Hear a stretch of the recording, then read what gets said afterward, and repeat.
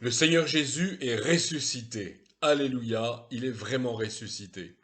C'est en ces termes que dans de nombreux pays, notamment en Europe de l'Est, les chrétiens se saluent le jour de Pâques. Alors c'est pour ça que je vous salue aujourd'hui dans cette vidéo que je réalise précisément pour Pâques en cette année 2021. Alors, je mettrai cette vidéo en ligne, comme ces petites sœurs de la série H comme hebdomadaire, le vendredi et je l'enregistre le mercredi avant Pâques. Alors, genre, je salue par des paroles de résurrection les vidéos spectateurs le vendredi, le jour qu'on appelle traditionnellement le vendredi saint, le jour où traditionnellement on commémore la mort de Jésus. Alors, comment ça se fait que je parle déjà de la résurrection un petit peu à l'avance et que j'entre déjà dans la célébration de la résurrection au moment où on commémore traditionnellement la mort de Jésus. Alors en fait, il est important tout de même de préciser que la mort et la résurrection de Jésus sont tout à fait indissociables. Parler en même temps de la mort et de la résurrection, pourquoi pas, surtout dans une capsule qui n'est censée faire que quelques minutes. Il est notable, si on lit les évangiles, que Jésus est mort le jour de la Pâque juive, le jour de Pessah, et qu'il est ressuscité dans la semaine qui a suivi, et sa résurrection a été constatée le jour de la dédicace de la Gerbagité, qui est une fête agraire. Il en est question plus largement dans les deux vidéos dont je parle, où je parle de Pâques, et vous aurez des liens pour accéder à ces vidéos à la fin de celle-ci. Alors, oui, Jésus est mort pour nous. On a coutume de dire que Jésus, et on a raison de le dire, on le dit avec le Nouveau Testament, Jésus est mort pour nous. Il a porté nos péchés à la croix. Euh, Évidemment, la mort de Jésus est un événement dramatique, mais c'est aussi l'événement qui nous permet d'accéder au salut. Déjà six siècles avant ces événements, le prophète Ésaïe avait, on peut lire cette prophétie dans Ésaïe, le livre d'Ésaïe au chapitre 53, verset 5. Ésaïe avait prophétisé que Jésus mourrait pour porter nos péchés. En ces termes, le châtiment qui nous donne la paix est tombé sur lui. Donc, au cœur du christianisme, il y a cette vérité que nous sommes pécheurs, que nous avions besoin d'un châtiment, d'une expiation, et que Jésus a réalisé cette expiation à notre place sur la croix. Et c'est là absolument fondamental. Il n'y a pas de foi chrétienne sans la foi dans le fait que Jésus est mort sur la croix pour porter nos péchés à la place de quiconque se repent, croit et persévère à sa suite. Mais il faut aussi bien avoir à l'esprit, avoir en tête, avoir en mémoire et avoir dans le cœur le fait que Jésus est également ressuscité pour nous. Et il est aussi ressuscité pour notre salut. Et c'est le verset que je veux commenter dans cette capsule. Donc en 1 Corinthiens chapitre 15, le verset 17.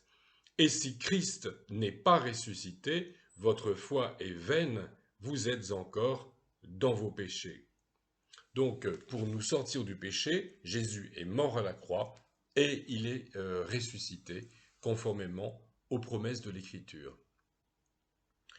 Alors, dans certaines traditions chrétiennes, il est de mise d'être triste quand on va au culte et qu'on prend la Sainte Seine. Je l'ai entendu dire parfois des gens qui me disent que dans leur éducation chrétienne ou dans leur tradition ecclésiale, on leur dit qu'au culte, il ne faut pas trop manifester de joie parce que quand même, nous allons prendre la scène et que nous allons, par la scène, commémorer la mort de Jésus.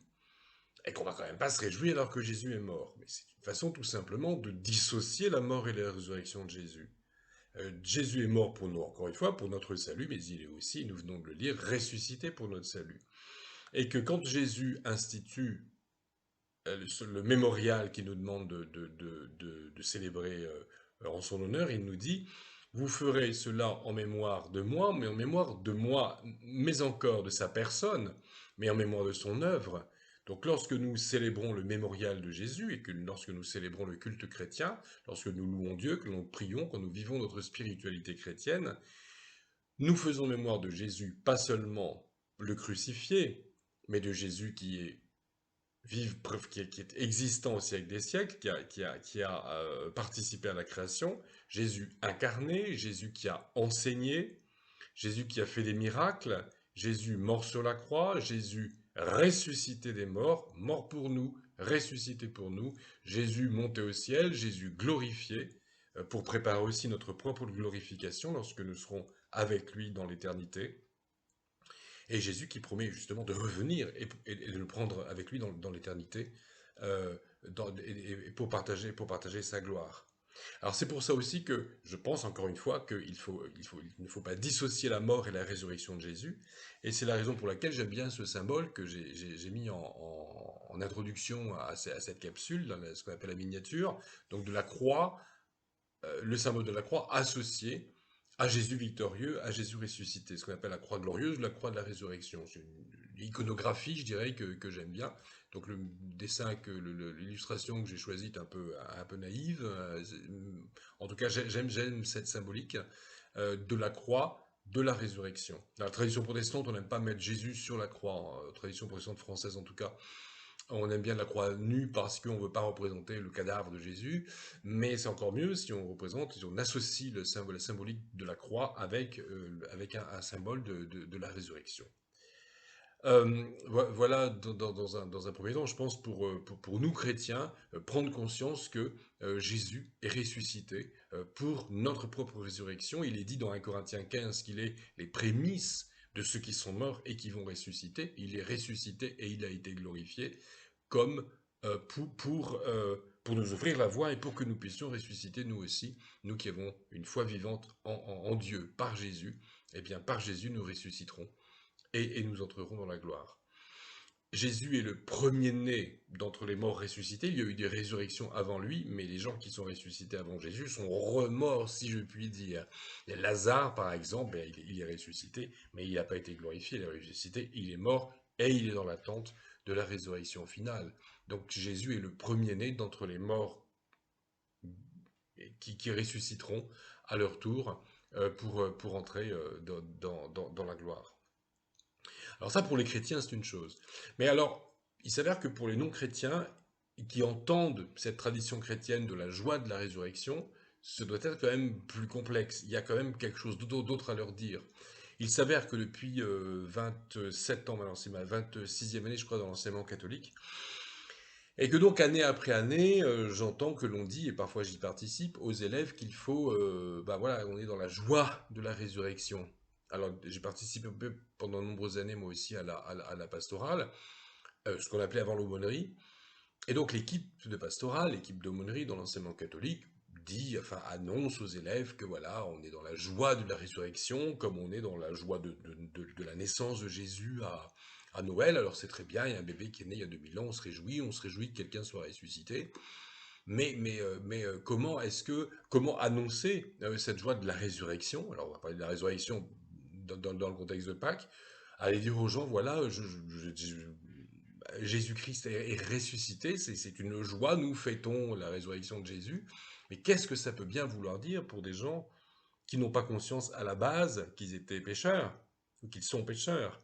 C'est-à-dire qu'avant la bonne nouvelle de l'Évangile, avant la bonne nouvelle de Jésus qui vient sur terre et qui vient manifester Dieu, avant la bonne nouvelle de Dieu qui s'incarne en Jésus, qui naît, qui meurt, qui ressuscite et qui va revenir, il faut déjà annoncer la mauvaise nouvelle de la réalité du péché.